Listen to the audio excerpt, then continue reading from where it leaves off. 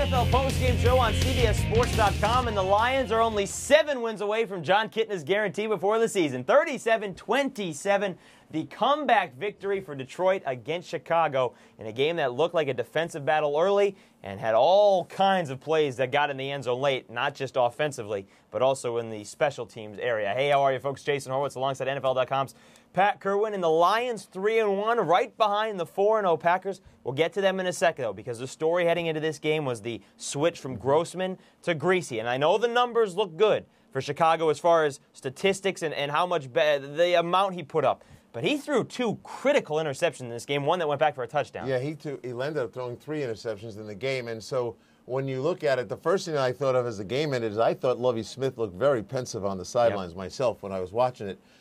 But he's thrown off his back foot. You know, he's rusty. Bill Cowher and I were talking about it. You know, you see the rust in him. But as the end of that second quarter was coming together, he started to get some rhythm, was finding Clark, was finding Musha Muhammad, who we talked about.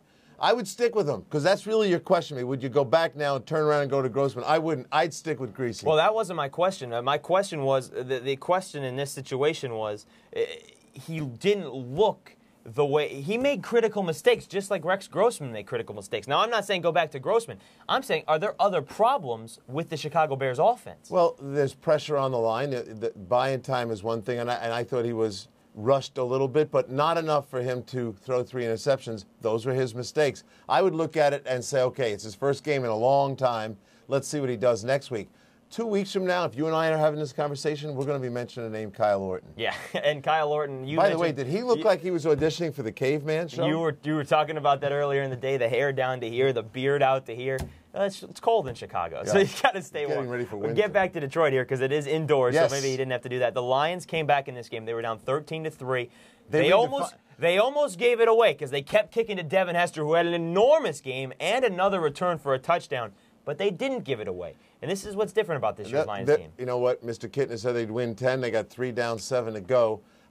When I look at this game, this surprised me. They did not come out and give us the straight old 46 pass attempts. They actually tried to have a balanced offense and land up with 24 passes and 23 runs, and that was a good idea. What's not a good idea, and we got it, you know, I hate to put the yellow flag up because the Lion fans are ecstatic right now, is the sacks. Now, the sacks today were 1 every 5 pass attempts, and Kitna was limping off the field a few times. The guy's not going to make the season unless they're able to, A, run the ball and protect him better, because he's getting beat up pretty badly, even though I think when they watch the tape and the celebrations over, they're going to realize that. They did have nearly 100 yards rushing today.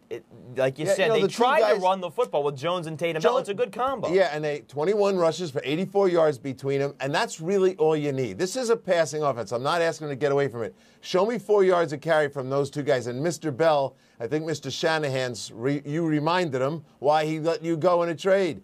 Don't fumble the ball. Let me ask you this real quickly. The Lions defense, which came up in this game with some big interceptions, one at the goal line, one that they took back for a touchdown, caused the fumble as well.